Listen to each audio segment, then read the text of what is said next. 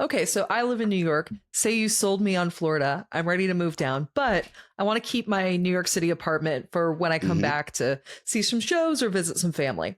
So if I'm splitting my time between the two, which state do I actually live in for income tax purposes? Right. So this is the classic snowbird scenario, right? Where someone is leaving the cold, frigid temperatures of the Northeast and they're moving down to Florida.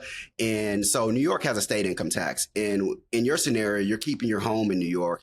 And from their perspective, they're going to try to argue that you're still a tax resident of New York. So this gets into the concept of tax residency and domicile. So you can be a tax resident of two different states or multiple states at the same time, right? Depending on how much time you spend there, how much money you may earn, and where you may earn money in a particular state. And domicile, though, is you can only have one domicile at one time, right? And that's a legal concept. I like to have people think of their domicile as the place where they expect to return if they're like going on a long vacation. Let's say if you're in retirement, right, you may go on a long cruise, some of these around the world cruises, but it's a place where you intend to come back. It's kind of like your financial home base. So if New York succeeds in saying I still live there, they get to tax my income the whole year wherever I am. Is that right? Right. So if they say, hey, you're still a New York resident, we don't think your domicile has changed, then at that point, the state where your domicile is taxes you on your worldwide income, no matter where you're earning that income. That's going to be their position. Okay.